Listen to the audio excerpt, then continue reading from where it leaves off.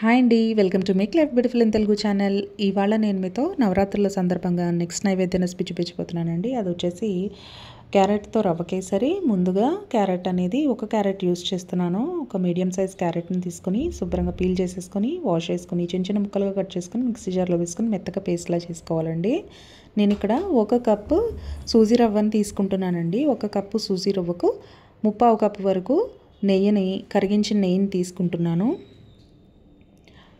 మీరు ఎక్కువ ఇంకా నెయ్యి ఇష్టపడేవాళ్ళు, ఇంకా స్మూత్గా సాఫ్ట్గా రావాలి సూజీ రవ్వ అనుకుంటే 1 కప్ వరకు కూడా తీసుకోవచ్చండి. 1/2 కప్ ఆయిల్, 1/2 కప్ నెయ్యి కూడా తీసుకోవచ్చు. అలా తీసుకోవడం వల్ల మనకి చాలా స్మూత్గా సాఫ్ట్గా ఉంటుంది టెక్స్చర్ అనేది. అందులో నేను ఒక 2 స్పూన్స్ వరకు ఆయిల్ యాడ్ చేసుకున్నాను, నెయ్యిని యాడ్ చేసుకున్నానండి. యాడ్ చేసుకుని జీడిపప్పులు, కిస్మిస్లు వేయించడానికి సరిపడా వేసుకున్నాను అంతే. 2 స్పూన్స్ కరిగించిన నెయ్యి తీసుకుని జీడిపప్పులు, కిస్మిస్లు వేయించుకుని పక్కకు తీసేసుకుంటున్నానండి ముందుగా. ఆ తర్వాత ఇలా మీడియం ఫ్లేమ్లో పెట్టుకోండి లేదా సిమ్లో పెట్టుకోండి, మాడిపోకుండా ఉంటాయి. ఆ తర్వాత కొంచెం నెయ్యిని యాడ్ చేసుకున్నానండి. నెయ్యిని యాడ్ చేసుకుని సూజీ రవ్వను కూడా వేసేసాను. అందులో 1 కప్పు సూజీ రవ్వను తీసుకుని అందులో వేసేసుకొని బాగా మిక్స్ చేసుకుని ఇక్కడ సిమ్లో వేయించుకోండి. కొంచెం కలర్ చేంజ్ అయ్యి మంచి అరోమా వచ్చే వరకు కూడా వేయించుకుంటే సరిపోతుంది. మనం ఎంత బాగా వేయించుకుంటే హల్వా అంత బాగా వస్తుందండి. ఇప్పుడు మాడిపోకముందే రవ్వనంతా కూడా ప్లేట్లోకి తీసేసుకొని ముందుగా మనం పేస్ట్ చేసుకున్నాం కదండి, కొంచెం వాటర్ వేసుకుని ఆ క్యారెట్ స్మూతీలాగా పేస్ట్ చేసుకున్న క్యారెట్ పేస్ట్ అంతటిని కూడా అందులో వేసేసుకోవాలి. అదే నెయ్యిలో రవ్వ తీసుకోగా కొంచెం నెయ్యి మిగులుతుంది కదా, అదే నెయ్యిలో వేసేసుకున్నాను. కొంచెం సేపు వేగనిద్దామండి. కొంచెం వేగిన తర్వాత 1 కప్పు రవ్వకి 1 కప్పు సేమ్ ఈక్వల్ క్వాంటిటీలో షుగర్ తీసేసుకుంటున్నాను.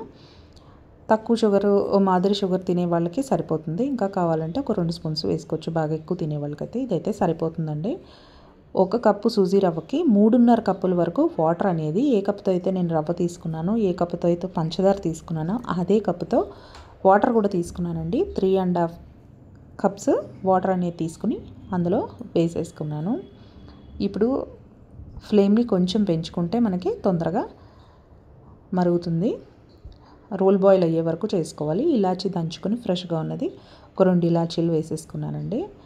ఇలా మూత పెట్టుకుంటే తొందరగా వాటర్ అనేది బాయిల్ అవుతుంది. ఇలా రోల్ బాయిల్ అయ్యాక మనం ముందుగా వేయించి పెట్టుకున్న రవ్వ ఏదైతే ఉందో అలాగే జీడిపప్పు, కిస్మిస్ కూడా వేసేసుకుంటున్నానండి. ఇదే టైంలో మనకి ఆ రవ్వతో పాటు కేసరిలో ఉడికి బాగుంటుంది టేస్ట్ అనేది. మనం ఇక్కడ క్యారెట్ ఫ్లేవర్లో తీసుకుంటున్నాం కాబట్టి మనం ఏ ఫుడ్ కలర్ యాడ్ చేయక్కర్లేదండి. న్యాచురల్ ఫుడ్ కలరే వచ్చేసింది, ఆరెంజ్ కలర్లో వచ్చేసింది. ఇంకా డార్క్గా కావాలి అని అనుకుంటే కనుక కొంచెం మీకు ఇష్టమైతే యాడ్ చేసుకోండి. ప్రస్తుతానికైతే అక్కర్లేదండి. ఇలా మిక్స్ చేసేసుకోవడమే.